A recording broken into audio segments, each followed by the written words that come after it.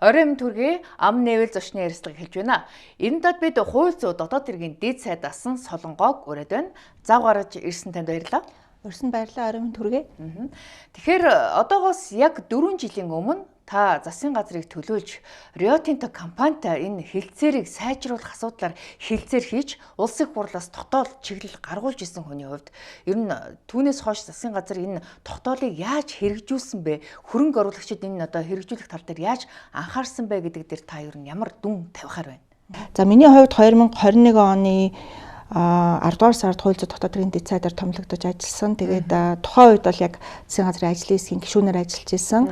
Тэгээд тэрний өмнө нь бол засгийн газрын хэрэглэх газрын дэд даргаар ажиллаж байхдаа засгийн газрын ажлын хэсгийн гишүүнээр ажилласан.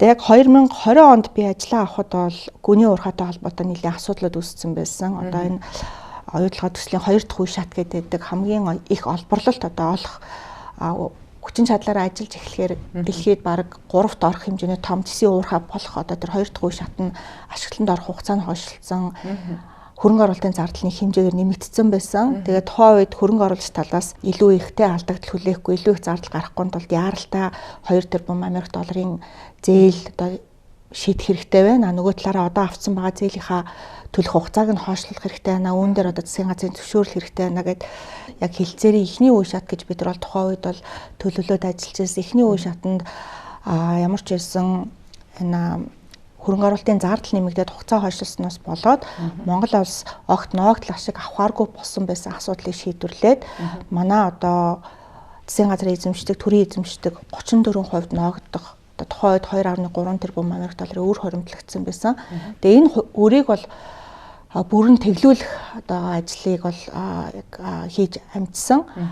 Энээс илүү их ажлууд бол мэдээж хүлээгдэжсэн. Ялангуяа энэ хувь нээлтийн зээлийн хөвөө, Нондрог голд компанийн асуудал, за тэгээ засаглалыг сайжруулах, энэ байгаль орчин, өөрөөс яг нэг оюутлага төсөлтэй холбоотой яг тухайн үед 2019 оны их хурлын тогтоол тусгацсан байсан асуудлууд бол үлдсэн байсан. Тэгэхээр энэ тогтоолоос одоо өнөөдөр хэрэгжсэн юм уу гэхээр нэр бүхий гишүүдийн зүгээс өнөөдөр Дубайн гэрээг хүчингү болгосон гэдэг байгаа тэр тогтоол чинь огт хэрэгжээгүй. Дубайн гэрээг хүчингү болоогүй. Одоо ч гэсэн хэрэгжиж явж байгаа. Мөн одоо Монголын 34% ноогдох одоо өнгөрсөн хугацаанд нийт хоримтлагдсан 2.3 тэрбум долларын өрийг тэглсэн гэдээсэн чи өнөөдөр тэглээгүй.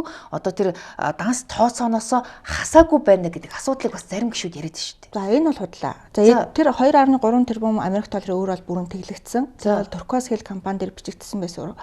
Тэр бол Монгол Улсын засгийн газар ирээдүйд төлөх одоо ирээдүйд оюутлагаас авах ноогдол ашгаасаа буцааж төлнө гэдэг одоо тийм гэрээний заалттайгаар бичигдээд байсан өр. Тэр өр бол одоо огт байхгүй. Тэгэхээр 103 дахь тогтоолоос хэрэгжсэн заалт бол яг энэ өр бол бүрэн тэглэгдсэн. Дубайн гэрээтэй холбогдуулаад тогтоос зэрэг бас улсын хурлын тогтоолыг 2 дугаар утгатай гарсан гэдэг асуудал бас сонсголын үеэр яригдсан. Улсын хурлын тогтоолтой зэрэг хүчингү болгож цуцлах гэд гарцсан. Хүчингү болгоно гэдэг маань ерөнхийдөө анханасаа тэр Дубайн гэрээ хүчингү байсан гэж үзээд гарах үр дагавартай нь холбоотой бид нараас тохиролцох хэрэгтэй байсан.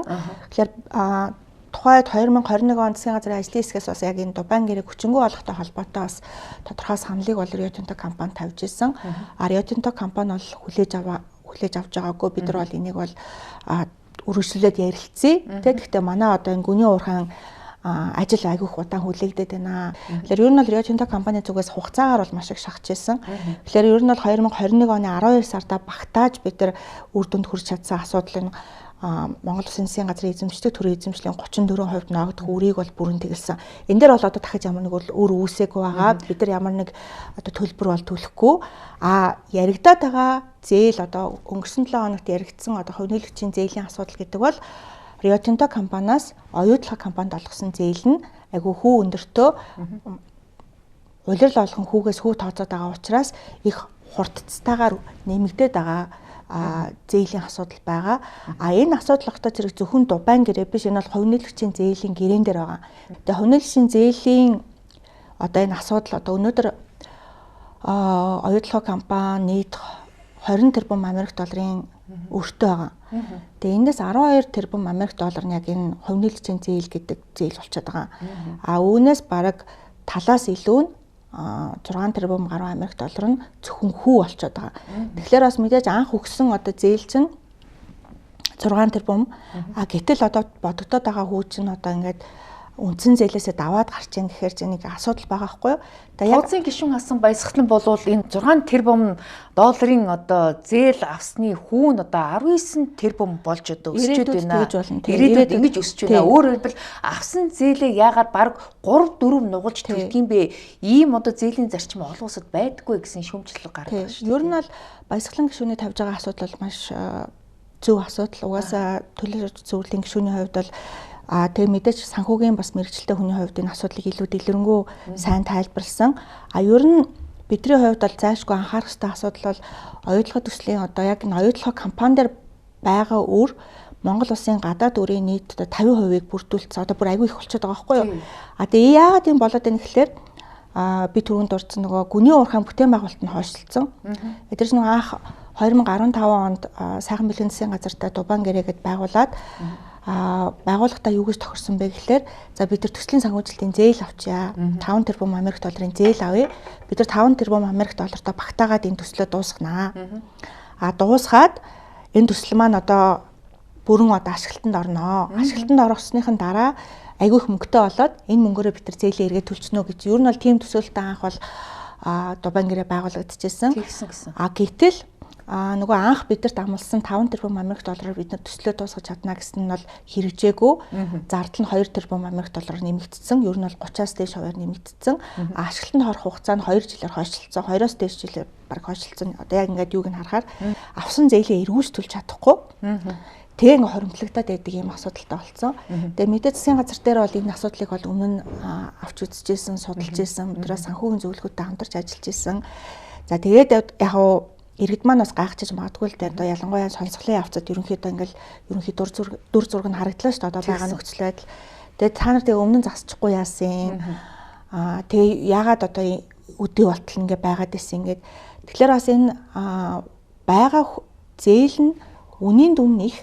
Тэгээд улирал болгон хүү тооцогдоод дараагийн улиралд нь тэр хүүгээсээ дахиж хүү тооцогдоод байгаа болохоор их хурдтайгаар одоо нэг хүү нэмэгдээд 11% хүүтэй гэдэг байгаа нь одоо юм байдлаар 11% тий. Одоо ер нь миний сонсноор бол одоо Rio Tinto оюутлогын ордын одоо лицензийг барьцаалаад гадаадын банк санхүүгийн байгууллагаас 5.1% хүүтэй одоо мөнгө босгож зээл авдаг.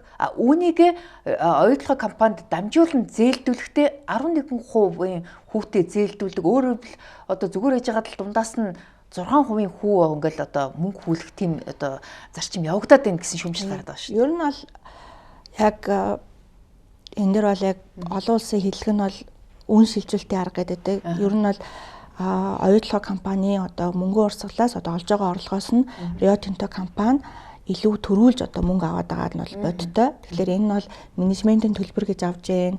Одоо тэр төслийн санхүүжилтийн зээлд баталгаа гаргасан гэ баталгааны шимтгэл гэж авж гээ. За тэгээ зээлийн хүү гэж авж гээ. Тэгээ ер нь бид нар бас тооцоо хийгээд үзсэн оюутлогын төслөөс Монгол улсад одоо ирсэн одоо яг мөнгөн урсгал, мөнгөн орлого болон Rio Tinto компани одоо шилжүүлж авсан ингээд төлбөрүүдийг аваад үзэхээр бол тэнгэр газар шиг зөрүүтэй байгаа. Rio Tinto компани бол угаасаа яг ашгаа төрүүлж хийх зорилгоор үн шилжүүлэлтийн аргыг бол хэрэгжилж байгаа нь бодиттой. Өмнө нь ч гэсэн одоо засгийн газараас бол энэ хүүг бууруулъя. Бид нар бас энэ 6.5% дээр нэмэх нь одоо софр гэж одоо нэрлэдэг байгаа энэ банк орондын одоо үндсэн хүү дээр нэмэх энэ одоо энэ аргачлалчин бол өндөр байгаад байна гэдэг. Тэгээ яг өмнө нь бол энэ нөгөө софр гэдэг юу нь бол арай бага байгаад байсан болохоор одоо энэ 11% бол байгаагүй. 11% чи сүүлийн 3-4 жилийн хугацаанд л бий болсон хүү гэдэг оюутлогын тайлбарлагдсан тийм. Тэр бол үнэн. Гэхдээ нөгөө талаараа хоримтлагдсан байгаа хүү болон зээл нь угаасаа одоо их хэмжээний өндөр байгаа учраас угаасаа л тэндээс улирал болгон ингээд хүү тооцогдоод байгаа учраас яалтчгүй өндөр байгаа. Тэгэхээр 2021 онд бидний зүгээс бол тухайн үед Rio Tinto компанид ямар санал тавьж ирсэн бэ гэхээр та нар нэгэнт одоо гүний уурхайн чинь зардал хэтэрчлээ хугацаа хойшлоо. Хугацаа хойшлсноос болоод энэ компани чи өөр өгөөж угаасаа та нар хэлж байгаагаар бол буурчлаа. Ялангуяа Монгол улсад ирэх өөр өгөөж маш хэмжээгээр буурсан. Тийм ч учраас эдгээр 34% ногдох үрийг бол тэгэлсэн л дээ. За тэгээд бидний бас тавьсан шаардлага бол энэ хувь нөлөөчийн зээлийн одоо хоримтлагдсан байгаа хүүг нь хүчингү болгоё. Яагаад тэгэхээр та нар ингээд анх одоо хэлсэн амлалтандаа хүрэхгүй байж тээ тий. Энэ төсөл чинь ингээд энэ янзаар бол айгу ашиггүй болох гээд байна гэд. Тэгэхээр тухайн үед Rio Tinto компани бол энэ саналыг хүлээж аваагүй. Тэгэхээр тухайн үед яг засгийн газартаа ингээд ойлголцоод тодорхой яг тавьж ирсэн асуудлуудыг бас тий ойлгоод шийдсэн бол бид нар улсын хурлын сонсгол хийх хэмжээнд хүртлээ ингэж асуудал нь бол хүндрэхээргүй байсан. Сүүлд яригдж байгаа бол одоо Rio Tinto бол нэмж зээл авах ёсгүй байтал 2021 оноос ч хойш дахиад 3 тэрбум долларын зээл авсан. Үүнээс болоод дахиад 2037 оноос хойш бас ногдлоош хүртэх хугацаа хойшлоод байна гэсэн ийм мэдээлэл байна шүү дээ. За, улсын хурлын 103 дахь тогтоолыг бол хэрэгжүүлэхээр ажлын хэсэг гараад засгийн газрын ажлын хэсэг дээр 3 бас ажлын дэд хэсэг гараад ажлууд бол хийгдээ явсан. Эрдэнэ соёлын компани дээр бол яг энэ Дубайн гэрээтэй холбоотой асуудал бол яг байсан. Яагаад тэгэхээр энэ Дубайн гэрээн дээр одоо төлөлгөө гэдэг байгаа шүү дээ. Тэрэн дээр засгийн газрыг төлөөж гар үсэг зурсан субъект бол Эрдэнэс Монгол болон Эрдэнэ соёлын гэдэг компани байгаа. За тэгээд албан бичиг бол хөрвүүлсэн гэдэг мэдээллийг бол сонсголын явцад бол өгж илээ. Албан бичиг хөрвүүлээд Rio Tinto-гаас хариу ирүүлсэн албан бичиг нь зөрүүтэй байсан гэдэг зүйлийг ярьж байгаа. Тэгэхээр бол энэ дээр бол яг шинжээчдийн дүгнэлт гаргаад иргэд маань бол мэдээлэл авсан баг. Би ихтэй танд бас дөрөв хэлсэн яг энэ хувь нээлгчийн зээл гэдэг асуудал бол хувь нээлгчийн гэрээн дээр байгаа. Тэгэхээр энэ бол Дубайн гэрээнээс гадна юу нь бол эдгээр давхар Дубайн гэрээн дээр оруулсан. Гэхдээ яг суур асуудал нь 2011 оны хувь нээлгчийн гэрээн дээр байгаа байхгүй юу? Тэгээд яг Онтрет гэдэг байгаа тусгай зөрчилтэй холбоотой асуудал 2009 оны хөрөнгө оруулалтын гэрээгээр зохицуулсан гэж одоо Rio Tinto компани тайлбарлаад байдаг. Тэгэхээр ямар ч байсан тухайн үед бол бид нар судалгаа хийгээд санхүүгийн зөвлөгөөд аваад тодорхой шаардлагууд тавиад саналууд тавиад бол албан бичиг бол хөрвүүлж ирсэн. Rio Tinto компани бол яг бидний бас тавьсан тодорхой шаардлагууд дээр бол нэг бол хариу өгдөггүй. Нэг бол ерөнхийдөө за хэдүүлээ энийг бол баг ингээд дахиж хилцснээр ч гэдэг юм уу те. Ер нь бол тийм байдлаар аяух цаг авдаг. Нэг асуудлыг бас хугацаа очих гэсэнгүй тий шийдвэрлэхгүй их байдаг. Тэгээд дундуур нь бас та мэдчихээн 2024 оны сонгуул боллоо те. Тэгэхээр бас манай нэг улс төрийн нөхцөл байдлыг их ажигладаг, хүлээдэг. Тэгээд нэг засгийн газар нь тодорхой шаардлага тавиад хатуу байр суурьтай байхаар за сонгуул нь болж байгаа юм чи ер нь жоохон хүлээгээд үзье те. Дараагийн засгийн газар нь гарч ирээд бас арай нааштай байх ч юм билүү те. Тэгэхээр ер нь бол айгүй тийм өөртөө ашигтай байдлаар хугацаа хожих тийм хилцээрийн тактик ашигладаг юм байна гэж би бол боддог. Тэгээд ямар ч байсан 2021 онд бол бид нар энэ 34% ногдох үрийг бол бүрэн тэглүүлсэн. Ажлын хэсгийн гишүүний хувьд бол мэдээж би бол зайлшгүй хийх ёстой гэж бодож исэн зүйл бол энэ хувь нээлгчийн зээлийн асуудлыг бол яалтчгүй ярих ёстой асуудал болсон байсан. Энийг бол тухайн үед бас шийдээгүй орхисон нь бол мэдээж бас надад бол яг ажлын хэсгийн гишүүний хувьд харамсалтай санагддаг. Гэхдээ тэр бол тухайн үед улс төрийн шийдвэр гараад улсын хурлаа зөвшөөрөлцөөд бол шийдэгдсэн асуудал. Ер нь анх улсын хурлаас одоо Монгол улс энэ 34% одоо дүүцэх одоо баялгаа гаргаж байгаа юм чинь энэ хувиа бол үнгүй эзэмших ёстой. Өөрөөр хэлбэл алтан хувьцааны зарчмаар одоо шууд үнгүй эзэмших боломжтой гэдэг ийм чиглэлийг улсын хурлаас үндэсний аюулгүй байдлын зөвлөлөөс чиглэл өгөөд байхад яагаад энийг одоо хувь нийлүүлэгчдийн гэрээн дээр болохоор 34% өндөр хүүтэй зээлэх болоод хувирсан юм бэ. Эн чинь одоо хөрөнгө оруулалтын гэрээ биш зээлийн гэрээ болоод хувирсан байна гэдэг асуудал хөндөд байгаа. Ер нь бол Дубайн гэрээгээр юу зохицуулсан бэ гэхээр 2013-14 онд засгийн газар болон Rio Tinto компани хооронд их маргаантай байсан асуудлуудыг шийдэл гаргасан. Одоо нэг тийм тухайн үед маргаантай байсан асуудлуудаараа л тохиролцсон гэсэн үг. Ялангуяа энэ төслийн санхүүжилтийн зээл авах юм уугүй юу гэд ер нь нэмж зээл авахыг нь бол тухайн үед засгийн газар нэлээд эсэргүүцчихсэн юм билээ.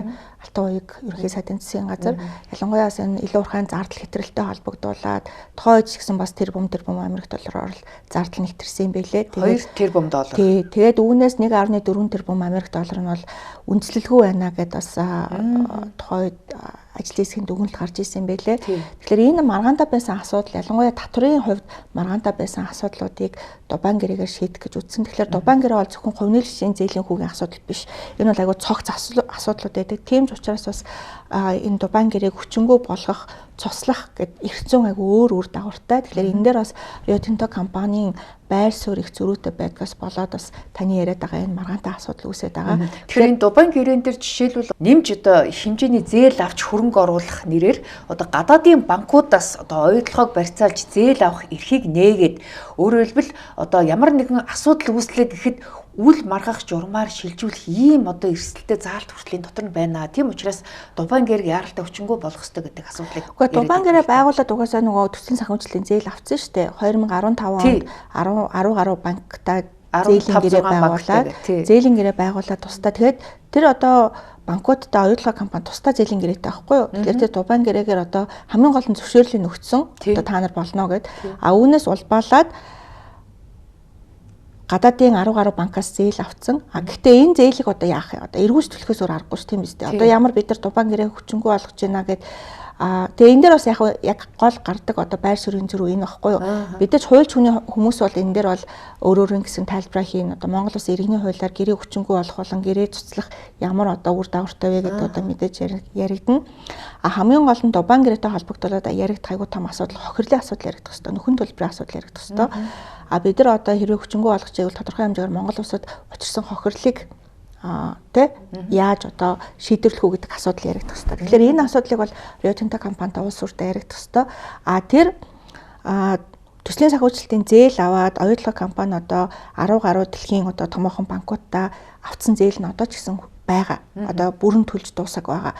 Уг нь бүрэн төлж одоо одоо цаг хугацааны хувьд одоо бараг одоо болцсон байх одоо байтал түрүүн хэлснээр нөгөө гүний урхаан бүтээн байгуулалтын хугацаа хойшлоод зардал нэмэгдснээс болоод одоо олтлоосын зээл нь байгаа. Нийт одоо зээлж оруулсан хөрөнгө оруулалт нь бол 18 тэрбум доллар гэсэн үү? Миний би бүр ойлгоогүй. Ер нь бол одоо байгаа нийт өр нь 20 тэрбум байгаа. Үүнээс 12 тэрбум Америк доллар нь би түрүү хэлсэн хувь нийлэгчийн зээл. За тэгээд 5-6 тэрбум нь бол яг энэ төслийн санхүүжилтийн зээл гэдэг тусдаа зээл байгаа. Хамгийн гол асуудал бол би түрүүн хэллээ зардал их хэмжээгээр нэмэгдэх асуудал ингээд үр хоримтлагдахад нөлөөлсөн. За тэгээд засгийн газар бол үүн дээр бол тухайн үед анхаарч ажилласан 2020 онд бид нар хөндлөнгийн шинжилгээчдийн дүгнэлт гаргуулъя гэдэг хүсэлтийг Rio Tinto компани тавиад за Rio Tinto компани бол үүнд маш их эсэргүүцсэн. Тэгээд бид нар танаа энэ гүний уурхайн бүтээн байгуулалт чинь асуудалтай байгаа юм биш үү? Яг л олон улсын хэвлэлүүдээр айгу зөрүүтэй мэдээлэл гараад байсан юм. Rio Tinto компани бидэрт юу гэж тайлбарласан бэ гэхээр энэ бол геотехникийн нөхцлөөс болсон. Геологийн одоо тэ тогтцсон юм байснаас болсон гэд. Бид нар ингээд хэвлэлүүд гадны хэвлэлүүдийг харахаар тэр гадаадын нэг шүгэл үлээгч Ричард Баули гэдэг хүн одоо энэ бол ингээд Rio Tinto компани бол геотехникийн нөхцөлгээд байгаа боловч энэ бол тийм биш ээ. Энэ бол өөр нөхцөлтөө энийг бол шалгах хэрэгтэй гэд. За тэгээд бид нар бас энэ гадны хэвлэлүүдээс авсан мэдээлэл одоо гадаад их сурвалжаас авсан мэдээллүүдээр үндэслээд хөндлөнгийн шинжээчийн дүгнэлт гаргая гэд. Тэгээ 20 оны 11-р сар тухайн үед засгийн газрын хэвлэл газар энэ дарга байсан оюун эрдэнэ даргаас Rio Tinto руу бичиг яваад тэгээ тэр бичгийн агуулга бол ер нь айгу цогцсон. Нэг нь бол бид нар энэ байгуулсан гэрээнүүдийнхээ хэрэгжилтийг дүгнэнэ. Хоёрт нь бид нар энэ танаа зардал гэтэрсэн асуудал дээр гадны шинжээчдийн одоо баг оруулаад хөндлөнгийн одоо шалгалт хийя. Та нар энэ дээр бол хамтарч ажиллах хэрэгтэй байна гэд харамсалтай нь одоо Rio Tinto компани үүнийг маш их эсэргүүцсэн. Гэхдээ айгүй эсэргүүцсэн ч гэсэн эсэргүүцээд одоо айгүй хэцүү одоо буун одоо хилэн болсон ч гэсэн буун хэрүүл тэмцэл болж байгаа шүү дээ. Тэгсэн таваас одоо ингээд бид нар яриа хэлцээ их чинь бол энийгэл биенийхээ өөдөөс хараа суухгүй шүү дээ. Тэр чинь ингээд шаардлага тавина нөгөө талд нь одоо шаардлага одоо хүлээж авахгүй янз бүрийн тайлбар хийвэл бид нар одоо бас тэгэл тий Монгол Улсын эрх ашиг хамгаалаад мэдээж бол тэгэл байж болох бүхий л одоо үндэслэл тайлбараа хэлээл одоо тий зүтгэн. Ер нь таныг одоо жишээлбэл яг хилцээрт ингээд суухаар нөгөө хөрөнгө оруулагч талын дээр Rio Tinto-гийн захирлууд жишээлбэл та бүхэнтэй ер нь тооч харьцахгүй танаа ерөнхий сайттай ч харьцсан та нартай харьцахгүй гэж ярьдаг байсан гэдэг наран цог дарга нэг тийм наран цог тавьж ер нь тийм үү? Тий, ер нь бол үнэлт ер нь бол яг манай төрийн байгууллагууд төрийн албаа хаагчдыг аяг давж харьцах гэж оролддог л доо. Тэгээ ер нь бол дандаа уг нь та засгийн газрыг төлөөлж хилцээр суугаад байгаа шүү дээ. Тэгээ би бас яг засгийн газрын ажлын хэсгийн гишүүнээр ажилласан. Тэгээ ажлын дэд засгийн ахлагч гэж явж байсан. Тэгээд яг ажлын хэсгийн ахлагч бол засгийн газрын гишүүн буюу сайд ахалж байсан. Тэгээд тухайн үед бол хууль зүйн дотоод хэргийн сайд Нямбатар сайд манай ажлын хэсгийг ахалж байсан. Тэгээд түрүүн дэд нөгөө юундаа ороход эргээд нөгөө хөндлөнгийн шинжээчийн дүгнэлт рүү ороход тэгээд бид нар ямар ч байсан шийдвэр гаргуулад тэгээд энэ асуудлыг оюутлага компани төлөөлөл өдөрцөн үйлдэл шийдэх ёстой. Ягаад гэвэл оюутлага компанийн менежменттэй ингээд тий хариуцлага одоо тооцоогүй юу гэдэг асуудал яригдж байна. Та нар ажлаа сайн хийсэн эсэх чинь мэдээж төлөөлөл өдөрцөн үйлдэл чинь ингээд илүү сайн хяналт тавих хэрэгтэй байна гэд. Тэгээд төлөөлөл өдөрцөн үйлдэлөөр нь тухайн үед шийдвэр гаргуулаад тэгээд анх удаага Монгол Улсын засгийн газар Rio Tinto компани төлөөлөл өдөрцөн үйлдлийн гишүүд бүгдийг оруулахгүйгээр тогтоол батлуулаад энэ дүгнэлт гаргуулах шийдвэрийг гаргуулж ирсэн. Тэгээд энэ бол бидний хувьд маш том ялалт байсан тухай үед манай төлөвлөгөө өдөрцөн өвлийн гишүүд маш сайн ажилласан. За тэгээ энэ шийдвэр гараад 9 сарын дараа бид нар юу яасан? Шинжээчдийн дүгнэлтээ хүлээж авсан. 21 оны 8 сард хүлээж аваад тэгээ 21 оны 8 сард гарсан шинжээчдийн дүгнэлт ямар байсан бэ гэхээр ер нь энэ гүний уурхайн бүтээн байгуулалтын зардал гэтэрсэн хугацаа хойшлсон асуудлууд бол дийлэнх нь Rio Tinto компани менежментээс болсон байна. Тэгэхээр нөгөө түрүүн хэлээдсэн Rio Tinto-гийн хэлээдсэн геотехникийн нөхцөл байдал гэдэг бол биш ээ. Тэ? Ер нь бол энэ Rio Tinto компани нэг урьдчилж харж болох байсан, илүү сайн менежмент хийж болох байсан, тэ? Илүү сайн төлөвлөж болох байсан гэдэг. Тэгээд тэр дүгнэлтийг аваад бид нараас өөртөө тэр алдаагаа хүлээн зөвшөөрсөн гэдэг байгаа үстэй. Тэгээд Rio Tinto-гоос бид нар тэгээд тайлбар асуусан. Ингээд ийм дүгнэлт гарчлаа штэ гэдэг.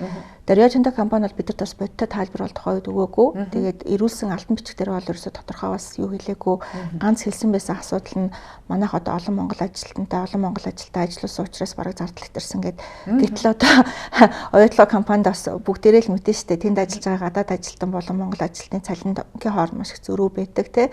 5 дахин зөрүү байдаг гэж сонсч байна. Ер нь бол яг мэдээж ажлын байрнаасаа бол болно. Гэхдээ ямар ч байсан мэдээж гадаад ажилтан бол илүү өндөр цалин авч байгаа. Тэгэхээр ер нь бол Rio Tinto компаниас бас бодтой дүгнэлтийг бидэрт өгөөгүй. Тэгээ энэ одоо хөндлөнгийн шинжээчийн дүгнэлтээс үргэлжлүүлээд бид нараас гүний уурхайн бүтээн байгуулалтын зардалт аудит хийх ажил хүлээгдэжсэн. Тэгэхээр түрүүн хоёлаа ярьсан улсын хурлын 103 дахь тогтоол дээр энэ бас их тодорхой асуудал болоод орцсон байгаа. Энэ гүний уурхайн бүтээн байгуулалтын зардалт одоо ингээд юу хийгээд аудит хийгээд тэгээ энэ асуудлыг бас Эрдэнэ соёлын компани дээр хариуцаад явсан. Харамсалтай нь бас энэ ажил бол төдийлөн ахицгүй байна. Тэгэхээр бидний хувьд бас энэ асуудлыг цаашгүй мухарлах хэрэгтэй байгаа. Тэгэхээр Rio Tinto компаниас өөрсдөө ингээд ашиг сонирхлын зөрчилтэй байжээж бид нар энэ асуудлыг хийчихнэ гэж бас хэлэх нь агай учир дутагдaltaй. Нөгөө талаараа бид нар бас энэ асуудлаар түрүүн дурдсан нөгөө арбитрийн маргаан дээр сөрөг нэхэмжил гаргацсан байгаа. Тэгэхээр сөрөг нэхэмжилтэй холбогдуулаад бас мэдээж бид нар бас гадаадаас одоо бусад одоо тий их сурвалжаас ингээд мэдээлэл аваад тухайд ажиллаж ирсэн аль болох Монгол улсын хилцээрийн байр суурийг сайжруулах гал ажиллаж байхад бас бидэрт бас мэдээлэл өгч ирсэн шүүгүүлүүлэгчд байгаа, гадаадын техникийн зөвлөхүүд байгаа. Тэгээ тэр хүмүүсийн хэлжсэн асуудал бол та нар ингээд энэ асуудлыг ер нь бол мухарлах хэрэгтэй. Яг Rio Tinto компанид хариуцлагын асуудал ярих хэвээр. Тэгжээж та нар ингээд энэ төсөл дээр бас ингээд нэгдсэн одоо ойлголттой болноо. Тэгээ Rio Tinto компаниас та нарт одоо ч гэсэн бас үнэн бодиттой зүйлийг хэлэхгүй байна гэдэг зүйлийг хэлдэг. Тэр оюутлага компани 34% Монголын тал үнгүй эзэмших гэдэг асуудлыг одоо өнөөдөр дахиад тавих ёстой биш үү гэж. Одоо 34% үнгээ эзэмшиж байгаа шүү дээ. Одоо үнгүй шүү дээ. Манай оюутлага компани. Тэгэхээр сүүлийн 3-4 жилд л болж таарлаа. Тий, сүүлийн 3-4 жил. Гэхдээ сүүлийн 3-4 жилийн тэрнээс өмнөх одоо хуримтлагдсан үрийг л бид нар одоо яриадсан юм байна. Тэгэхээр одоо оюутлага компани ноогдол ашиг хуваарлах юм бол бид нар 34%-аар ноогдсон ноогдол ашиг аавна. Бас бидний аягүй ойлгох ёстой юм маань оюутлага компанийн гүйцэтгэх удирдлагыг Rio Tinto компани томилдог. Тэгэхээр бид нар одоо хичнээн энэ төсөл дээр 34% эзэмшиж байгаа ч гэсэн энэ төслийн менежментийг Rio Tinto компани хэрэгжүүлнэ гэдэг анханасаа тохирсон байсан юм билээ 2009 онд. Тэгээ ингэж тохирсны одоо төлбөрт одоо тий хэмжээний менежментийн төлбөр авдаг. Тэгээ энэ менежментийн төлбөрийнхаа гэхдээ хариуд нь бас хариуцлагатай байв уу? Ажлаа цаг хугацаанд нь дуусах уу? Тэ? Одоо зардлаа хэмнээд үр ашигтай ажиллаж чадах уу гэдээ аваад үзэхээр бас айгүй хангалтгүй.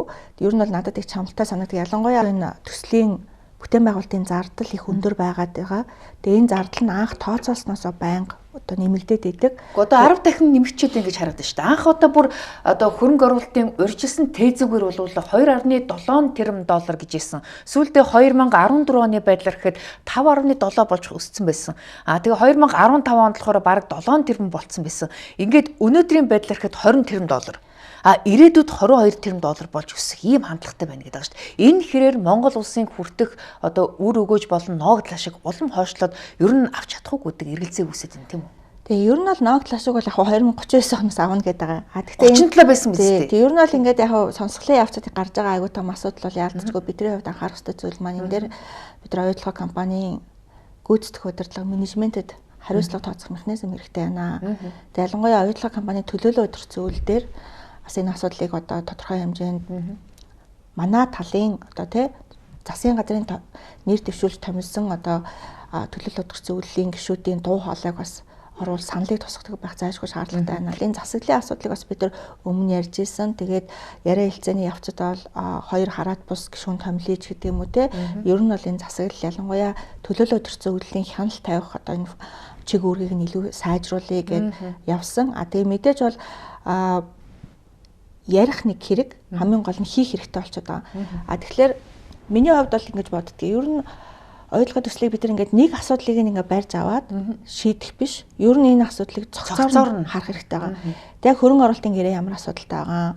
Одоо түрүүн ярьсан хувь нийлэгчийн гэрээ ямар асуудалтай байгаа. За тэгээ тэр дубайн гэрээ яг үнэхээр яг ямар асуудлууд гараад бид нар хүчингү болгох, цуцлах гэдэг дээрээ маргалтаад байгаа юм тийм. Тэгэхээр эдгээр үр дагаврыг ер нь бол хоёр тал ингээд хамт сууж агаад ярилцмаар байгаа. Ямар ч байсан ашигтай ажиллах юм байна гэж бодоод ингээд бид нар ингээд мэдээж анхадаа хамтарч ажилласан. Гэсэн чинь гэтэл яаваа гэхлээр хөрөнгө оруулалтын зардал нь улам нэмэгдээд идэг. Гэтэл бидэрт нөгөө анх байгуулсан хөрөнгө оруулалтын гэрэн дээр айгүй их тийм зардал суурилсан татврын хөнгөлөлт чөлөөлт өгсөн байдаг. Тэгэхээр нөгөө ирээдүйд энэ компани чинь нөгөө олсон орлогоосоо тэр хөнгөлөлт чөлөөлт айгүй хасаад яг айгүй өндөр тийм орлоготой байх үедээ манай улсад ашигын татвар буюу аж ахуйн нэгжийн орлогын албан татвар төлөхгүй хэмжээнд очиж байгаа. Тэгэхээр энэ дээр бол яг надад яг татврын маргаан бас илүү ач холбогдолтой чухал санагдаад байдгийг. Тэгэхээр энэ одоо энэ Лондонгийн арбитрийн шүүхэд үргэлжилж байгаа энэ татврын маргаан бол яалтчгүй манай улсын талд шийдэгдчихэж энэ төслөөс манад ашигтай болох тийм нэг хүлээлт бол байгаа, тийм хүчин зүйл байгаа. Энэ анх хөрөнгө оруулалтын гэрээг байгуулахдаа 30 жил нэлээд олон төрлийн татвараас одоо доктортой мөрднө гэж заасан тэр татвараа одоо дутуу төлөөд яваадсан учраас өнөөдөр энэ татврын маргаан үүслэе гэж хараад байгаа шүү дээ, тийм үү? Ер нь бол татврын маргаан айгүй олон асуудал байгаа. Таны түрүү бас асуусан нөгөө ашгаа шилжүүлж аваад байгаа юм биш үү гэдэг асуудлыг ч гэсэн татврын маргааны нэг хэсэг нь бол нөгөө үн шилжилтийн асуудал гэдэг. Тэгээ үн шилжилтийн хянас шалгалтыг манай татврын алба маш сайн хийсэн. Тэгэхээр тодорхой тохируулгуудыг хийгээд ер нь бол хэрвээ татврын маргаан манай талд шийдэгдэх юм бол оюутлага компаниас ойрын үед манад ашигын татвар төлөх бас боломжтойгоор бол ерөнхийдөө маргаан бол ингээд явж байгаа. Гэхдээ харамсалтай энэ маргаан бас манай талд шийдэгдэх үгүй юу гэдэг бол бид нар бол мэдэхгүй яагаад тэгэхээр арбитрийн шүүхийн 3 одоо арбитрчээс бол хамаарна. Хөрөнгө оруулалтын гэрээний гол асуудал бол энэ бол эрсдлийг айгүй шудраг бус хуваарлсан. Манай талд илүү их хариуцлага үүрэг ногдулсан. Тэгээ хөрөнгө оруулалтын гэрээ гэхлээрээ бид нар бол яхав төсөөлөл нь миний бодлоор манай иргэдийн гэсэн бодол нь бол бид нар гадаадын хөрөнгө оруулагч буюу Rio Tinto компанитай байгуулсан гэж боддог байх. Харамсалтай нь бол тийм биш. Бид нар хөрөнгө оруулалтын гэрээг оюутлага компанитай байгуулсан. Оюутлага компани гэдэг маань бидний өөрсдийн 34% эзэмшдэг компани байгаа. Тэгэхээр нэг ясандаа дотоодын компани. Дотоодын компани. Тэгэхээр Rio Tinto компани бол хөрөнгө оруулалтын гэрээгээр ямар нэг үүрэг хүлээгээгүй. Хувь нийлэгчдийн гэрээгээр ч гэсэн ямар нэг үүрэг хүлээгээгүй. Тэгэхээр 2013 оноос хойш энэ компани чинь ил урхаагаа олборлоод өөрийн гэсэн мөнгө орлоготой байгаа. Энэ мөнгө орлогоосоос Монголд ашигын татвар төлвөө гэдэг. Эсвэл одоо дараагийн 10 жилд та нар ашигтай ажиллаад Монголд бас зөх хэмжээний татвар төлөх үү гэдээ аваад үзэхээр ер нь маш чамлахаар өөртөө ч гэсэн бас ингээд ер нь бол тэр эрсдлээ маш сайн мэддэг. Одоо ер нь бас маш бага хэмжээгээр төлөхөөч мэдж байгаа, бас бараг төлөхгүй байх эрсдэл байгаагч мэдж байгаа. Оюутлага компани Монголын татврын албаны тавьсан татврын актыг бид нар зөвшөөрөхгүй, хүлээн зөвшөөрөхгүйгээд Лондонд арбитрийн маргаан эхлүүлсэн. Яагаад Лондонд арбитрийн маргаан эхлүүлж байгаа гэхээр хөрөнгө оруулалтын гэрэн дээр маргаан үүсвэл Лондонд арбитрийн шүүгээр шийдвүүлнэ гэж заасан. Тэгэхээр уг нь бол татврын маргаан чинь Монголын айлч аж ахуйн нэгж сархааны иргэн шүүгээр л одоо шийдвүүлдэг шүү дээ. Тэгэхээр бас юм тусдаа маргаан шийдвэрлэх механизмтай учраас бид нар одоо Лондонд аягүй үнэтэй арбитрийн ингээд маргаан шийдвэрлэх ажиллагаагаар үнэтэй хуулийн фирмд хөлслөөд баахан шинжээж ингээд юу томлол ажиллаж байна л да. За тэгээд тэнд бол маргааныг 3 гадаад арбитрч шийдвэрлэнэ. За мэдээж яг хуу татврын харилцаа чинь бол тусгаар тогтносон бүрэн эрхт улсын хувьд бол заашгүй байдаг асуудлаа. Тэгээд энэ асуудлыг бид нар ингээд заавалчгүй Лондонд ингээд очиж маргалдах хэрэгтэй юу? Харин манай захиргааны иргэн шүүхээр одоо шийдвэрлэх нь илүү зохимжтой байсан уу гэд. Тэгэхээр Rio Tinto компани үүн дээр бас дүгнэлт гаргах бах. Бид нар тэгээд ямар ч байсан ингээд ажиллах боломжийг өгчлөө. Татврынх нь одоо хувь хэмжээг докторжуулчлаа, тодорхой хэмжээгээр хөнгөлөлт чөлөөлт өглөө. Гэтэл энэ компани маань бас амлсандаа хүрвүү оюутлага компаниас ингээд те Rio Tinto компани ялангуяа ингээд сайн менежмент хийгээд ашиг олоод Монголд одоо төлөх ёстой татвараа төлөөд ногдол ашиг одоо те хуваарлах байсан бас энэ ингээд амлалтаа хэрэгжүүлүүгээд харахаар харамсалтай нь тийм биш байгаа. Тэгэхээр би түрүү хэлсэн нөгөө эрсдлээ хуваарлах механизм манаас ингээд учир дутагдaltaй байжээ. Тэгээд тухайд 2009 онд гэрээ байгуулсантай харьцуулахад дэлхийн зах зээл дээр зэсийн үн маш өндөр байна. Алтны үн бол урт хожид байгаагүй өндөр байна. Тэгэхээр одоо ингээд нөгөө бусад нөхцөл байдал нь илүү таатай болоод байдаг те энэ төслээ одоо худалдах гадаага засгийн бажимлынх нь үнэ нэмэгдээд байдаг, алтных нь үнэ нэмэгдээд байдаг. Энэ чинь бол айгу таатай улам л ашигтай ажиллах уг нь нөхцөл шүү дээ.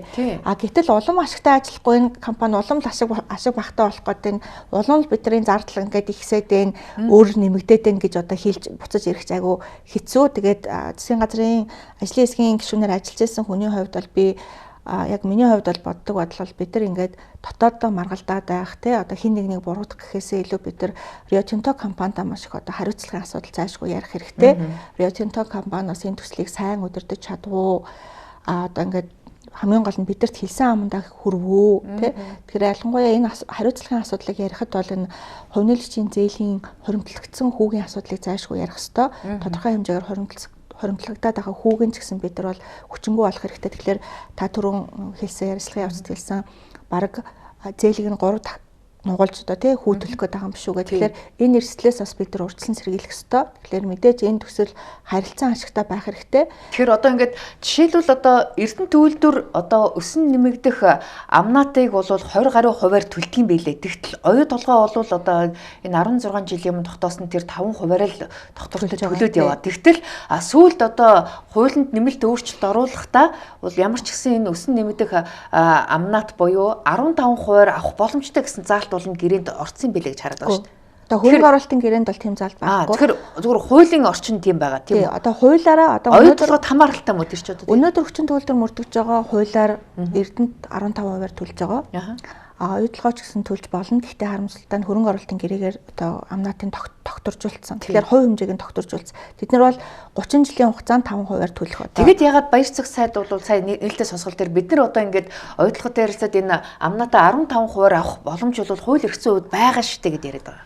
Гэхдээ тэгж бол хэлэх байхаа. Би бол тэр бол ташаа мэдээл гэж бодож байна. Тэгээд баяр цог сайд бас тэгж хийсэн. Би харахгүй явцад их олон мэдээлэл хийсэн. Зарим нэлийн ширүүн маргаад байсан тийм. Ташаа мэдээлэл хийсэн. Би тэгээд бас их ташаа мэдээлэл өгч иргэдэг төөрөгдүүлэхэ болоосоо гэж бодсон. За яг хоёр асуудал дээр бол яг илт одоос те буруу мэдээлэл өгсөн. Тэгээ энэ дээр нь бас би бас тохоо үед бол хэлсэн.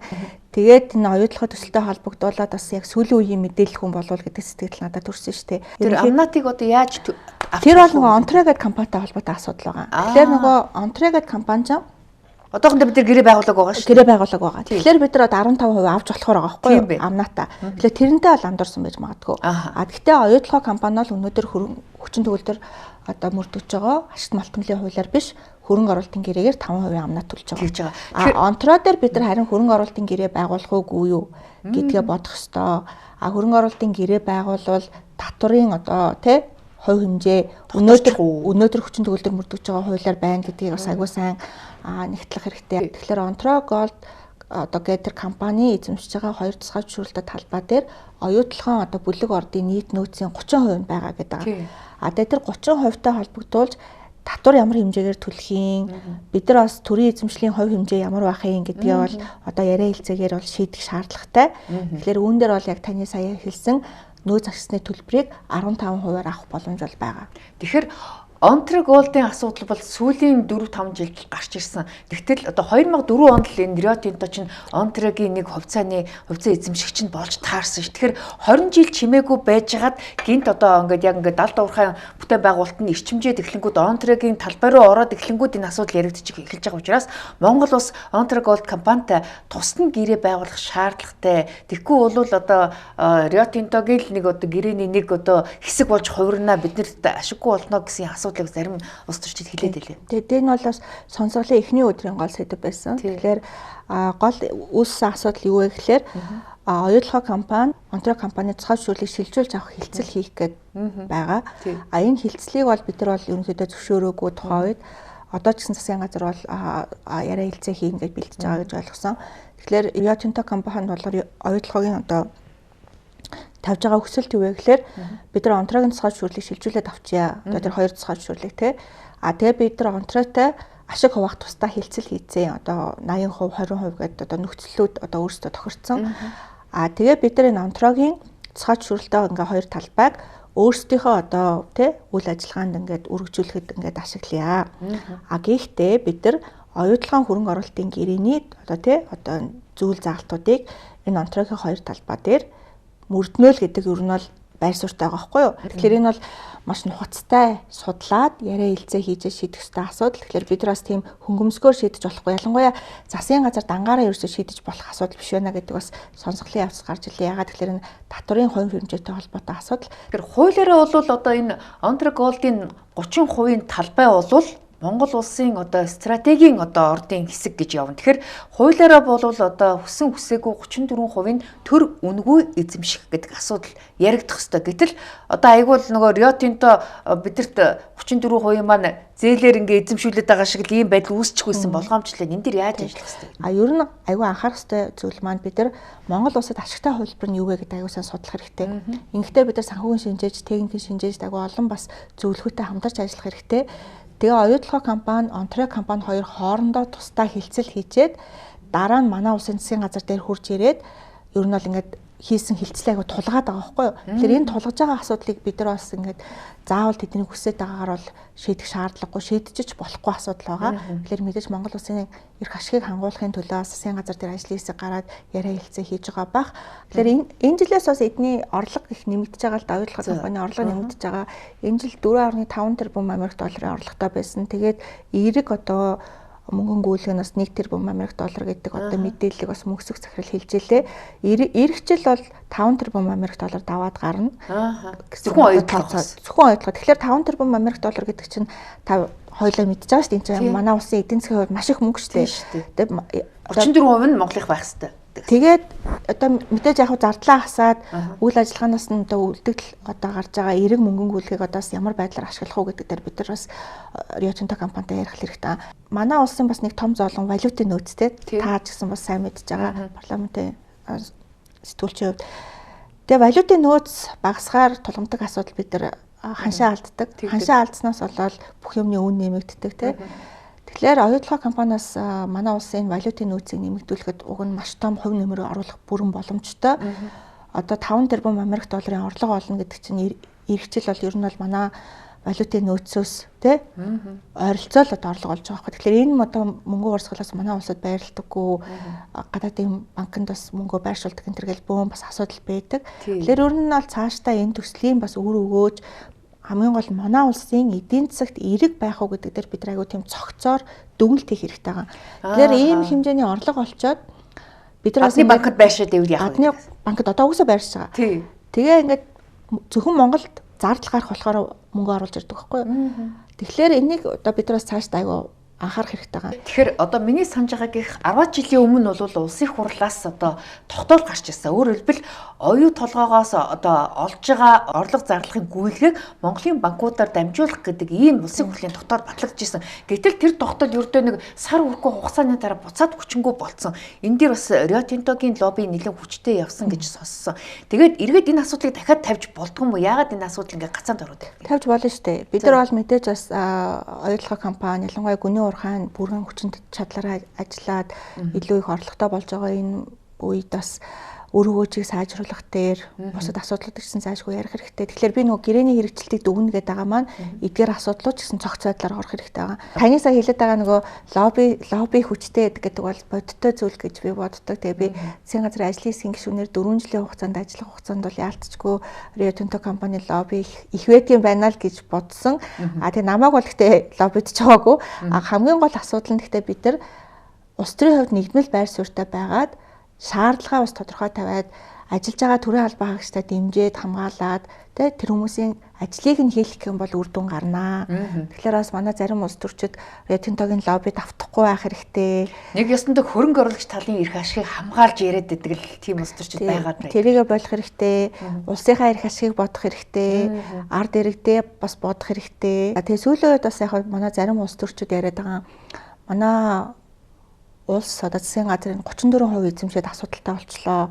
Ер нь энэ 34% ч асуудал байсан юм шүүгээд. Тэгээ би бол зарыг гэсэн юм яриад. Тэгээ ер нь бол бараг 34% болоод хэдүүлээ тусгай амнат авъя, тэгээ татвар авдаг болъё, амнатаар орлуулъя энэ төр гэдэг асуудал ярьж байна л та. 34% эзэмшснээс болоод л одоо энэ хэмжээний өөр төлбөрт орчлоо. Энийг эзэмшихгүйгээр зүгээр л татвар аваад явсан бол өнөөдөр Монгол улс өөр хөгжих байсан гэж яриад байгаа шүү дээ. Би бол бас заавал тийм гэж бодохгүй байгаа. Ягаад гэхээр Rio Tinto компани зардлаа хэтрүүлэх хүлээгүй байсан бол тий бидраас ийм одоо нөхцөл байдалд орохоргүй байсан. Rio Tinto компаниас гүний урхагаа хугацаанд нь ашиглалтанд оруулсан бол ийм асуудал үүсэхэргүй байсан. Нөгөө талаараа бидraa санхүүгийн түн шинжилгээ маш сайн хийх хэрэгтэй. Бид нар 34% ингээд тусгай амнаатаар одоо орлуулна гэхлээр ямар хэмжээгээр орлуулах юм? Одоо 20% хүргэж чадах юм уу? Эсвэл одоо 15% байх юм уу? Бүр 5%-аар орлуулах гэдэг юм. Тэгэхээр энэ 34% чинь бас тийм ч одоо тийм нэг яхаа байцсан муу юм болоод бид нар одоо хамаг юм алдаад байгаа юм биш шүү дээ. 34% одоо хувь эзэмшил авах шаардлага манай ашигт малтмалын тухай хууль дээр байдаг. Тэгэхээр ашигт малтмалын тухай хуулиар хэрэгжүүлсэн. Засгийн газар бол тухайн үед бол яриа хэлцээ бол тэгжил хийгдсэн баг. Тэгэхээр 34% зав хэдүүлээ өгчээ тэгэл болчих юм байна штэ гэж бас өрөөсгөл дүгнэлт хийж болохгүй. Энэ бол зөвхөн одоо маш өнгөц дүгнэлт байгаа. Тэгэхээр энэний ард ялангуяа тэр татварын маргаан хөрөнгө оруулалтын гэрээгээр зохицуулж байгаа татварын одоо хувь хэмжээг тогтворжуулсан асуудал, хэмжээний одоо татварын хөнгөлж чөглөлт өгсөн асуудал бол суур асуудал хэвээрээ л байгаа байхгүй. Бид нар тэгээд юу одоо эзэмшгээ боллоо гэж одоо тий одоо 34% эзэмшгээ боллоо гэхэд бид нар бүр л мэдээл багтаа болох байхгүй юу. Тэгэхээр одоо бид нар одоо нөгөө оролцох ирэхгүй компани үйл ажиллагаа хяналт тавих ирэхгүй болно. Тэгэхээр бас яг мэдээж янз бүрийн сонголтууд байж болно, хувилбарууд байж болно тийм. Энэ бол хувилбаруудыг хамгийн гол нь бид нар маш сайн судлах хэрэгтэй. Тэгэхээр одоо ингээд шийдчих юм байна шүү дээ 34% л өгөө шийдчих юм байна шүү дээ гэж одоо асуудалд хандах юм бол маш их өрөөсгөл болно, өнгөц болно. Тэгэхээр энэ бол тийм ч одоо хялбархан шийдчих асуудал бол биш байх. Нөгөө талаар бас ингээд өмнөх одоо тэр татварын маргаана Лондонгийн арбитрийн шүүхтэр шийдэж чадахгүй олон жил болж байгаа юм бол өмнөх 5%-аач бараг авч чадахгүй байж дахиад 20%-аар татвар авч чадахгүй гэдэг эргэлзээтэй гэсэн асуудал. Дахиад одоо тэр нөгөө зардал нэмэгдэх асуудал энэ яригдах байхгүй. Одоо хамгийн гол асуудал нь бид нар яг ашиг малтмалын нөөц ашигны төлбөрийг бол шууд борлуулалтын орлогоос нь тооцож авч байгаа 5% гэдэг. Ашигын татвар буюу аж ахуйн нэгжийн орлогын албан татвар чинь одоо ингээд хуулиараа бол айгүй олон бас юутай байгаа шүү дээ. Хасагдах зардлууд байгаа. Тэгээд алдагдлаа ирээдүйд шилжүүлэх зохицуулт байна. За илэгдэл хорогдол одоо тооцох зохицуулт гэдэг юм айгүй тийм цогц асуудлууд. Тэгэхээр бид нар бас нөгөө зардал дээр нь хяналт тавьж чадахгүй байх нэг айгүй том суур асуудал. Гэхдээ мэдээж татварын хян шалгалт холбогдох одоо хян шалгалтууд явагдана. Гэхдээ нөгөө талаараас энэ төслөөс мэдээлэл авах одоо орон зай хумигдана.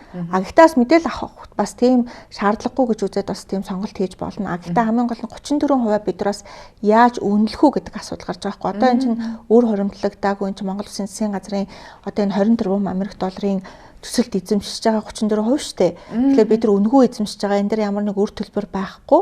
Тэгэхээр энийг эн чинь бас өөрийн гэсэн үн цэнтэй. Тэгэхээр энэ үн цэнийг бас бид нар яаж үнэлэх юм? Ирээдүйд олох орлогоороо үнэлэх юм уу? Эсвэл одоо байгаа одоо тий үнэлгээгээр нь худалдах юм уу гэдэг чинь маш олон хувилбар байж болох байхгүй юу? Тэгэхээр энэ олон хувилбарыг бид нар маш сайн нухацтай судалж ээж ер нь улсын хурлаа бас зөвшөлтсөж бол шийдэх ёстой асуудал байна. Хэрвээ одоо ингээ 34% зарчлаа гэж бодох юм бол Монголын газар нутаг дээр байгаа боловч энэ оюутлахын орд чинь Rio Tinto-гийн 100% одоо эзэмшилд очих юм бол магадгүй Rio Tinto ингээ Монголд одоо ногдол ашиг өгөхгүй, өрөөгөж өгөхгүй, хуваалцахгүй байжгаад өөр одоо улсад ингээ зараад явчих магадлалтай. Тийм бол эрсдлээс тэр ээж. Тий одоо 15 6 банкны одоо барьцаанд байгаа оюутлахын орд чинь өнөөдөр гадны өөр улсад зарагдчих вэ гэсэн юм болгоомжлол байна л да. Тэр хорооны сонсголын явц таас анзаарсан билгүй нэг юм мэдээлэл урсгал явсан шүү дээ. Одоо ингээд Оросын албаны улсын Калининград мужид нэг арбитрийн шийдвэр гарцсан юм шиг. Тэгээ тэр шийдвэр нь ингээд манай оюутлахад төсөлд нөлөөлөх гээд байгаа юм шиг. Тэгээд сангийн сайд асан баяр цогтхой анх энийг хэвлэлийн хурлаар хэлээд тэгээд тэрнээс хойш ингээд ийм үргэлжилсэн мэдээллүүд гараад ирсэн. Тэгэхээр манай хувь нээлгчдийн гэрээн дээр одоо түрүүн хоёуланг ярьсан хувь нээлгчдийн гэрээн дээр нэг 13.2 гэж заалт байгаа. Тэр нь юу вэ гэхээр хэрвээ айл нэг хувьцаа эзэмшигч хувьцаагаа худалдах бол нөгөө хувьцаа эзэмшигчээс зөвшөөрөл авна гэдэг. Тэгэхээр Rio Tinto компани оюутлахад эзэмшиж байгаа хувь эзэмшлээ худалдах ч юм уу өөр этгээдэд шилжүүлэх бол заавалчгүй манай засгийн газрын зөвшөөрлийг авна. Бид нар бас худалдах бол тэдний зөвшөөрлийг авна. Тэгэхээр бас ийм одоо нөгөө нэг зохицуултыг бол хувь нээлгчдийн гэрээнд тусгацсан байгаа. Ингэснээр бас бид нар бас энэ Rio Tinto гэдэг хөрөнгө оруулагчтай харилцаж байгаа харилцаагаа бас хянах боломжтой байгаа. Өөрөөр хэлбэл барьцаанд алдах эрсдлийг багасгах байгаа юм байна шүү дээ. 34%. Тий, ер нь бол тий. Нөгөө талаараа бас баяр цогтхойг би бас тийм хариуцлагагүй мэдээлэл хийсэнд харамссан. Ягаад гэхээр ерөөсөө тийм зүйл байхгүй. Тийм танд ямар мэдээлэл өгдөг? Одоо надад байгаа мэдээлэлээр бол Rio Tinto компани Австралид хөнгөн цагааны салбарт нэг хамтарсан компани байдаг юм байна. Одоо өөрөөсөө 80%, тэгээ Оросын Русал гэдэг компани 20% эзэмшдэг байсан. Тэгээ 80-20% гэдэг одоо энэ эзэмшдэг хамтарсан компаниасаа Русал компани руу тодорхой хэмжээний бүтээгдэхүүн нийлүүлэх нэг гэрээтэй байсан юм байна. Тэгсэн Украины дайн болсон, Украины дайнаас болоод та мэдж байгаа Оросын албаны улсын компаниуд болон тодорхой одоо юунууд аюух олон улсын 20 арга хэмжээ тавьсан. Энэ 20 арга хэмжээнээс болоод Rio Tinto компани тэр нөгөө 80% эзэмшдэг компаниа 100% өөрийнхөө болгоцсон юм байна. Тэгэхээр нөгөө Русал компаниа шахаж гаргаад одоо яг тэр нөгөө 20 арга хэмжээнээс болсон гэж байгаа. Тэгээд нөгөө гэрээний үүргээ хэрэгжүүлэхээ ойлцсон. Тэгээд мэдээж Русал компани ч одоо та нар гэрээгээ зөрчилчлөө гэд Австрали шүүх тандсан юм байна. Гэтэл Австралийн шүүх энэ бол олон улсын 20 арга хэмжээг одоо хэрэгжүүлсэн юм байна гэд Rio Tinto-гийн талд шийдвэр гаргацсан. Тэгэхээр ямар ч гэсэн Монголын оюутлогод бол оог тамааргүй. Хамаагүй энэ бол Rio Tinto компани Хагас Австралийн хөнгөн цагааны үйлдвэрийн уурхаагаас олж үүссэн маргаан. Тэгэхээр бид нар бол энэ дээр санаа зовоодох хэрэггүй. Гэхдээ ийм одоо бас ташаа мэдээллийг гаргаад одоо энэ сонсголчин баг энэ нөгөө нэг тий Оросд ингээд бас ингээд ашигтай болох гэдэг юм шүү гэдэг ийм мэдээлэл гарсанд надад бас их харамсалтай санагдсан. Би бас өөрийнхөө сошиал хуудсан дээр бас мэдээлэл оруулсан байгаа. Энэ бол тийм бодиттой асуудал биш ээ гэдэг. Одоо энэ гэрийг сайжруулахын тулд одоо дараагийн алхам нь юу байх вэ? Засгийн газраас нэг одоо хүзэртэй орох ёстой шүү дээ. Тэгэхээр зүгээр хүмүүс одоо янз бүрийн санал хэлж байгаа юм л да. Өнөөдөр 34% бид нар одоо үнгүй эзэмшдэг болчихж байгаа юм байна. Гэхдээ цаашдаа одоо энэ ногдлашка яаж одоо наашлуулж хүртэх вэ гэдэг дээр зүгээр магадгүй одоо бүтээгдэхүүн хуваах одоо зарчмаар одоо тохироо хийвэл яасан бэ гэдэг юм санал бас явж илээ. Та юу гэж харж байна? Бүтээгдэхүүн хуваах гэрээ бол газрын тусны салбарт илүү түгээмэл байдаг. Тэгэхээр нөгөө газрын тусны салбарын бас онцлогтой айгүй холбоотой. Тэгэхээр яг уулуурхаан төслүүд дээр бол ялангуяа юм засгийн томоохон ордууд дээр бол бүтээгдэхүүн хуваах гэрээний зарчим яг миний бол мэдэх бол тийм сайн жишээ бол би сайн мэдэхгүй. Гэхдээ нөгөө талаараа би түрүүнд дурдсан манай бас айгүй том хөзөр бол яалтчгүй энэ хүнлэнгийн шинжээчдийн дүгнэлт байгаа. Тэгэхээр энэ гүний уурхаан бүтээн байгуулалтын зардал хэтэрж хугацаа хойшлсон асуудал Rio Tinto компани менежментийн алдаанаас болсон асуудлыг бол бид нар мухарлах хэрэгтэй. Үүнтэй холбогдуулаад бас арбитрийн одоо шүүхэд бас бид нар сөргөнд хэмжил гаргасан. Өөр нэг асуудал нь яг энэ асуудлаар Rio Tinto компани тухайн үед бас 2018-19 онд оюутлогын толгой компани Turquoise Hill компани жижиг хувьцаа эзэмшигч гээд жижиг хөрөнгө оруулагчдайсэн. Тэр хөрөнгө оруулагчдад Америкийн шүүхийн шийдвэрээр 138 сая гаруй одоо 139 сая орчим одоо Америк долларын нөхөн төлбөрөх үүрэг хүлээчихэд байгаа. Тэгэхээр бодтой мэдээлэл хөрөнгө оруулагчдаа өгөөгүй, хуурам ихсэн, ер нь залилсан гэдэг асуудлаар яг Америкийн хуулиараа хэмжил гараад энэ хэмжлийн дагуу бол Rio Tinto компани 130 сая орчим Америк долларын нөхөн төлбөр өгөхөөр тохиролцсон байлээ. Тэгэхээр манай Монголын одоо засгийн газар ч гэсэн бас нэг одоо хонглын үзүүрт гэрэл харагдана гэдэг шиг одоо биднийг одоо хуурам нэхлэх замаар одоо сайхан гоё зүйл үлгэр ярьж байгаад одоо бидэрт ашиггүй гэрээ байгуулад одоо жишээлбэл өнгөрсөн 16 жилийн хугацаанд Rio Tinto нэг 10.1 тэрбум долларын зөвхөн ашиг хүртсэн байхад Монгол улсад тэр дөнгөж нэг 1 тэрбум долларын ашиг хүртчихгүй юу гэдэг ийм асуудал яригдаад байна. Тэгэхээр 10 дахин 20 дахин илүү одоо ашигтай байгаад байгаа асуудал. Rio Tinto компанид ялцгүй ашигтай байгаа энэ төсөл бол тэгээд түрүүн ярьлаа үн шилжүүлэлтийн аргаар менежментийн төлбөрөөр баталгааны шимтгэл зээлийн хүүгээд бусад аргаар бас өөрсөндөө мөнгө шилжүүлж аваад байна, ашиг шилжүүлээд байна. Ашиг шилжүүлж авсны цаад үр дагавар нь Монгол улсад төлөх татварын суурийг бууруулж байна, Монгол улсад төлөх татвар буурж байна. Ногдол ашиг төлөх хугацаа хойшилж байна тий татвар төлөх хугацаа ч гэсэн хойшилж байна. Тэгэхээр эдгээр асуудлуудыг бол бид яг нухацтай үзэх хэрэгтэй. Тэгээд гүний уурхаан бүтээн байгуулалтын зардал хэтрээд хугацаа хойшлсноос үүдээд Монгол улсад бас ямар одоо тий бодит хохирол учирсан. Манай улсад ирэх ёстой байсан өр өгөөж ямар хугацаагаар хойшлоод одоо тий бид нар бас ингээд авах ёстой байсан мөнгөө одоо хойшлуулах байна шүү дээ тий. Тэгэхээр бид нар нэг 2035 он ч юм уу 40 он гэдэг одоо хизээж болох нь мэддэхгүй цаг хугацаа хүлээгээд ирээдүйд бид нар ингээд үр ашиг авах юм байна, татвар авах юм байна, ногдол ашиг авах юм байна гэж бодхоос илүүтэй өнөөдөр бид нар бас нэг даруй бас энэ асуудалд анхаарлаа хандуулад тодорхой хэмжээгээр Rio Tinto компанитаас тохиролцох орон зай байна гэж би бол харж байгаа. Наазах л тэр одоо зардал гарах тусам л одоо энэ Rio Tinto-д ашигтай байгаад байгаа ийм хувилбар байгаад байна шүү дээ. Тэр зардлын одоо менежментийн 6%-ыг л одоо ингээд шууд татвар болгож одоо Rio Tinto-д ашигтай байдлаар шийдэгдээд байгаа. Энийг одоо бүр хүчингүй болгочих боломжтой байгаа тийм үү? Боломжтой шүү дээ. Одоо хамгийн гол нь бодтой ажлын гүйцэтгэлээр нь бас тодорхой хэмжээний менежментийн төлбөр өгж болно. А гэхдээ нөгөө талаараас өмнө нь одоо 2022 оноос өмнө Rio Tinto компани оюутлогоо төсөлд шууд хувь эзэмшдэг байсан. Түрүүн хоёлаа ярьсан нөгөө Turquoise компани 51% эзэмшдэг байсан. Тэгээ 2022 онд Rio Tinto компани 3 тэрбум орчим Америк доллараар жижиг хувьцаа эзэмшигчдийн хувьцааг авсан. Тэгэхээр одоо бол Rio Tinto компанийн төслийг 66% шууд эзэмшиж байна. Бүрэн эзэмшиж байна. Тэгэхээр энэ 66% эзэмшиж байгаа одоо тэ төсөл дээрээ та нар тусдаа заавал ингэж менежмент хэрэгжүүлж гин гээд төлбөр авах шаардлагатай юу гэдэг асуудлыг мэдээж бид нар ярих шаардлагатай.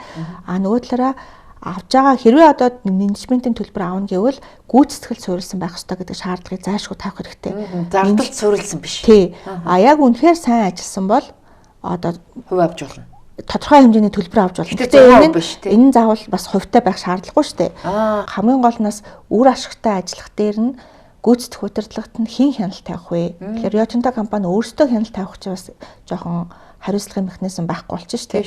Тэгэхээр мэдээж бас бид нар 34% эзэмшдэг хувьцаа эзэмшигчийн хувьд хариуцлагын одоо асуудлыг бас нэлээд сайн ярих хэрэгтэй. Тэгээ нөгөө хувь нээлттэй гэрэн дээр хариуцлагыг бас агуу сайн тусах хэрэгтэй. Ялангуяа гүйцэтгэх удирдлагын хариуцлагыг тухайн үед одоо энэ гэрээг байгуулагдсаж байсан, хянаж байсан улс төрчдийн зүгээс бол бид алдаа гаргасан. Тэгэхээр өнөөдөр энэ алдаагаа засаад урагшаа явъя гэдэг асуудал ирж байгаа. Гэхдээ цаашдаа ер нь анханасаа Монгол улсад ирэх үр өгөөжийг 53% гэж одоо аман тохироогоор биш тэр тухайн гэрээндээ заавал тусгаж өгсөн бол өнөөдөр бид нар энэ тэр гэрээгээ бариад энэ үр өгөөжөө нэхээ шаардаа сууж явах боломжтой байсан. Гэтэл өнөөдөр 53% биш 30% хүрэхтэй өгөөтэй ийм үр өгөөжл Монгол улсад ирж ин гэдэг асуудал байна л да тийм үү. Тэгэхээр мэдээж бас дүгнэлт гарлаа. Тэгээд манай бас төр хорооны сонсголд оролцсон гэрчүүд гэсэн өөрсдийнхөө байр суурийг илэрхийллээ. За тэгээд бас алдаа гарсан юм байна гэдэг дүгнэлт гарч байна. Тэгээд хамгийн гол гарсан дүгнэлтийг би юу гэж харж байна гэхээр ямар ч байсан засаж сайжруулах ёстой байна. Гэрээнүүдээ эргэж харах ёстой байна гэдэг дүгнэлт гарсанд би их баярлж байгаа. Тэгэхээр энэ бол улс төрийн бас ийм дүгнэлт одоо тий нэгдмэл байр суурьтай болж гин гэдэг бас маш чухал. А хамгийн гол нь бид нар нэгдмэл байр суурьтай байх юм бол энэ гэрээг өөрчлөх бүрэн боломжтой. Хөрөнгө оруулагчдал анх одоо тэр гэрээгээр хүлээсэн үүргээ өнөөдөр яаж биелүүлж байна гэдэг асуудал дээр жишээлбэл Монголын одоо эрчим хүчнээс одоо энэ юугаа хангаа, эрчим хүчээ хангаа. Тэгэх юм бол Монгол улсад одоо 2 сая доллар одоо үлдэх боломжтой тийм үү? А нөгөө талаар сайлуулах үйлдвэртэй борчих юм бол одоо зэсээ түүхийгээр нь гаргаснаас илүү одоо өртөг шингэсэн одоо бүтээгдэхүүн гаргах юм бол Монгол улсын төсвийн орлого ч гэсэн одоо ашигтай гэдэг юм асуудал ирж шүү дээ. Тий, ер нь бол анханасаа оюутлын хөрөнгө оруулалтын гэрээн дээр бидний бас тавьсан санал бол дотоодоос эрчим хүчээ аав. Хайлуулах үйлдвэр байр, тэ ер нь бол айлуулах нэмийн өртөг шингээсэн Монгол улсад илүү одоо үлдэхтэй хөрөнгө оруулалт хийгээд асуудал тавьж ирсэн. А гэхдээ бас энэ асуудлууд бол өнөөдөр болт шийдэгдээгүй. Хөрөнгө оруулалтын гэрээн дээр бас яг тодорхой бас үүрэг заасан зохицуулт бол одоо хэрэгжээгүй. Тэгээд бас яг засгийн баяжмал бас байр гэсэн бол үүрэг бол байдаггүй л дээ. Ер нь судлал гэсэн үүрэг байдаг. Тэгэхээр Rio Tinto компани ч гэрээн дээр гар үсэг зурсан ч гэсэн бас энэ гэрээний тал биш гэж маргалддаг. Тэгэхээр бас бидний хувьд бас анхаарах ёстой зүйл маань цаашдаа бас энэ гэрээний хэрэгжилтийг дүгнээд бас энэ гэрээ айгуу тийм тэнцвэртэй шудраг байх тэр анхаармаар. Яг өнөөдрийн байдлаар би бол хууль зүйн хувьд харахад бол хөрөнгө оруулалтын гэрээ бол шудраг бус тэнцвэргүй гэрээ энэ гэрээг бол бид нар өөрчлөх ёстой. Наацх нь одоо Rio Tinto компани өөрийг хариуцлах хүлээх хэмжээний одоо шинэ одоо заалтуудыг гэрээнд оруулж өгөх ёстой. Өөрөөр хэлбэл би 66%-ыг эзэмшиж байгаа тал нь тэгвэл яагаад огт өөрийг хариуцлах хүлээхгүй гэрээний нэг тал биш гэж үздэг байгаа нь анхаарал татдаг. Тэгээ энэ бол яг бидний заашгүй анхаарах ёстой асуудал. Тэгээд би дөрөнд дурдсан нэг татврын арбитрийн маргаан бол бидний хувьд бол заашгүй анхаарах ёстой асуудал. Энэ маргаанд бол бид нар ялах хэрэгтэй. Энэ маргаанд ялагдах юм бол энэ төсөл Монгол бүр л ашиггүй болно. А тэгээ энэ маргааны бас нэг төвхтэй юм нь олон улсын арбитрийн маргааны нэг төвхтэй юм нь бид нар нөгөө нотлох баримт цуглуулах хэрэгтэй болдог.